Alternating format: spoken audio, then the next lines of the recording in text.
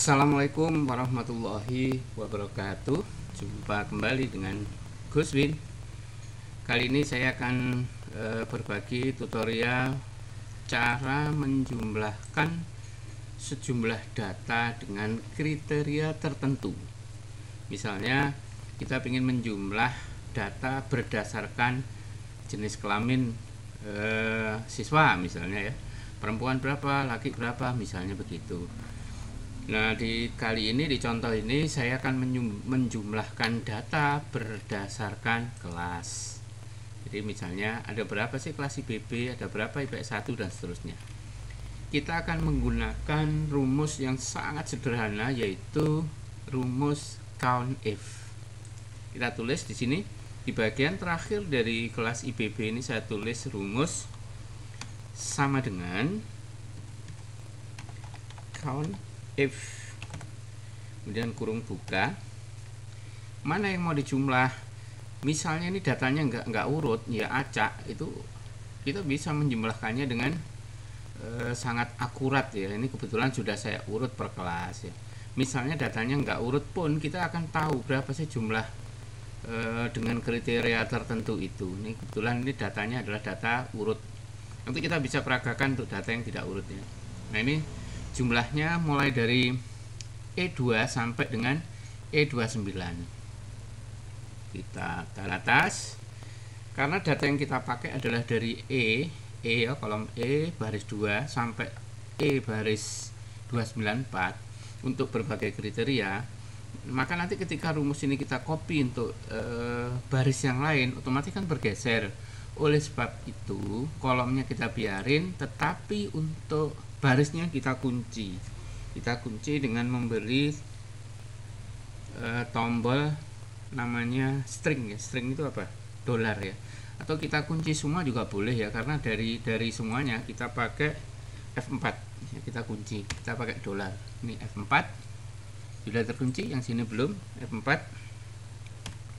Nah, seperti ini sudah terkunci semua ya.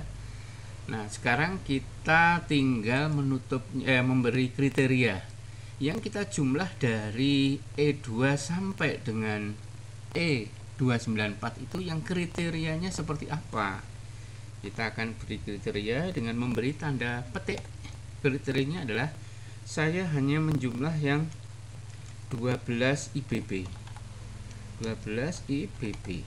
Kita tutup dengan tanda petik, tutup kurung, kita enter. Nah, ketemu sudah. Jadi yang IPB kalau kita lihat di sini jumlahnya hanya 10. Kita hitung manual 1 2 3 4 5 6 7 8 9 10.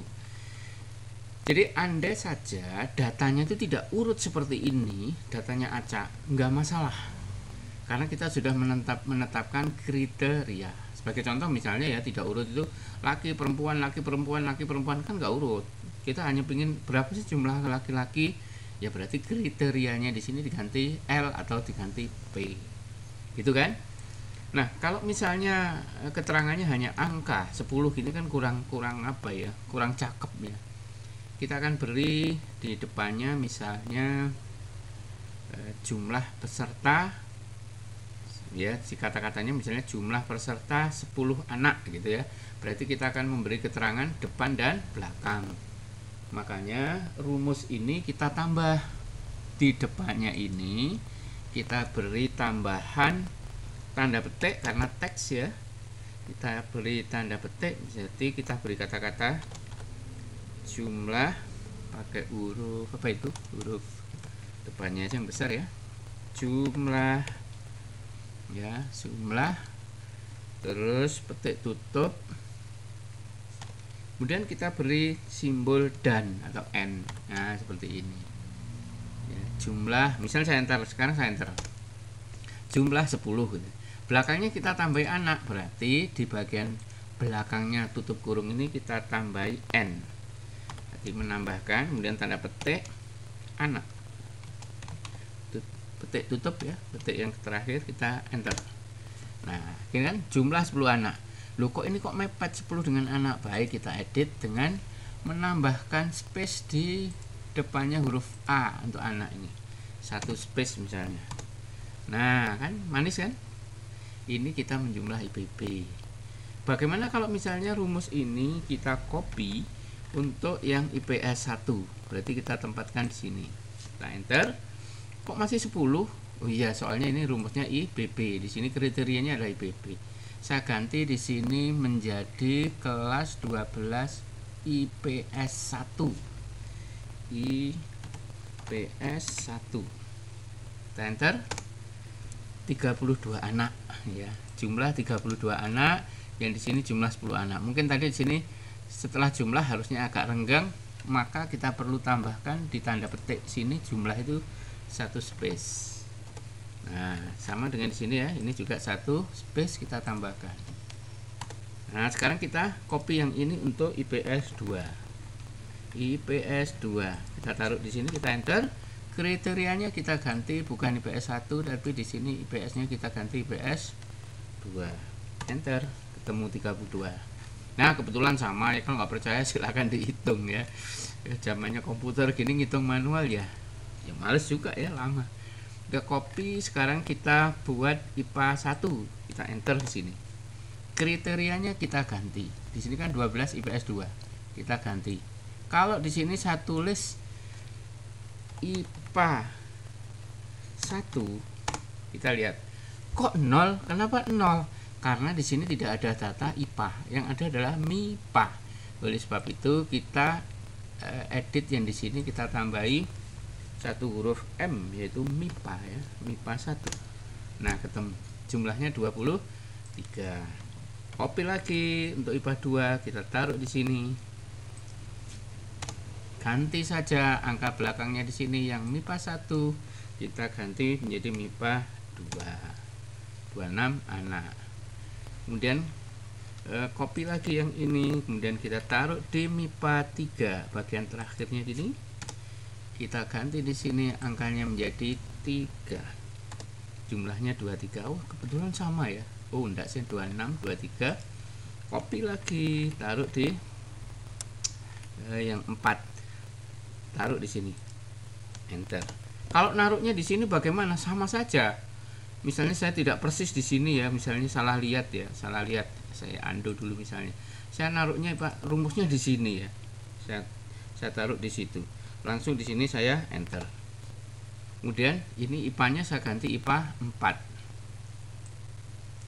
IPA 4. Sama saja, ya kan? Mau ditaruh dimanapun jumlahnya, karena dia hanya akan menjumlah yang simbolnya adalah IPA 4. Ya, tapi paling baik sebenarnya kalau misalnya nggak mau ditaruh per kelas gini juga boleh. Misalnya kita maunya yang rapi, misalnya supaya nggak kita scroll ke bawah, kita taruh aja di samping sini misalnya ya.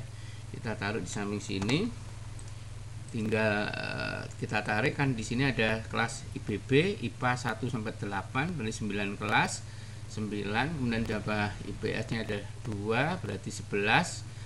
Kemudian kita copy aja di sini banyak gini. Nah, kan enak, lebih enak. Berarti ini tinggal mengganti yang IPB diganti IPS 1, ya kan? Kok nggak muncul di sini? Ada apa ini? 12 IP, oh II ya, II. Nggak kenal ya. IPS 1. Kemudian sini kita ganti IPS 2. Misalnya kita kopikan dari atasnya juga boleh. Ini kita kopikan dari sini, kemudian ini tinggal ganti angka 2. Sama saja kan ya.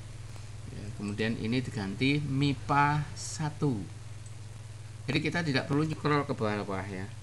MIPA 1. Kita enter.